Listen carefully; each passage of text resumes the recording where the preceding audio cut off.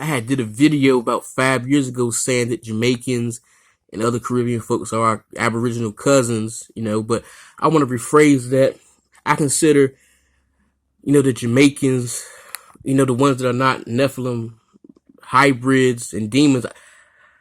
I consider the ones that got souls and that are human. I consider those ones my people.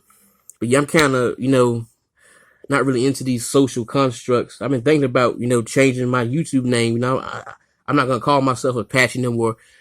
The Apaches didn't even call themselves Apache. That was something that, the colonizers named them. But yeah, back to the Jamaican thing. I remember I was showing my girl this artist. I thought he had a bunch of sweat on, but it turns out it was slime. She straight up told me, it was a nasty, slimy shapeshifter. It had kind of like shocked me. This is a real popular artist. But yeah, she said something that I need to know is that most Jamaicans, especially the entertainers, are Nephilim shapeshifters. And this wasn't coming from a place of being prejudiced against the people, because she was born and bred in Jamaica herself. She just knows what's, around her. Her spiritual eyes are open. That's what the majority of people are everywhere. And I have some Jamaican ancestry about 3 generations back. I remember I had asked my brother, did he ever find out where our ancestors in the Caribbean came from? He said Jamaica. He said he been knew that. He said he could have met some of them. Their last names were Goodmans and something that started with an R.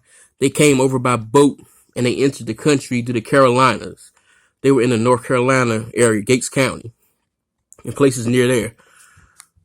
I remember my brother was saying we might have been related to this lady right here because her people was from that area. And she was Jamaican. And what I find interesting is a lot of my brother's associates and friends just happen to be from JA. I think it is, something in the DNA that you inherited from your ancestors that might attract you to certain types of people and certain locations, And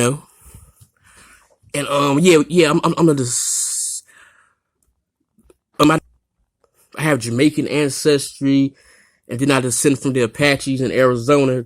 And not all the Apaches are the same. There's like 3 different breeds of Apaches, and they're divided into like 7 tribes, and not all of them get along and see each other as equal. They can tell each other apart real easily. There's no getting them mixed up. And I think the reason why certain tribes didn't get along, I think certain tribes were infiltrated by the Nephilim. I think certain Aboriginal tribes were Nephilim hybrids.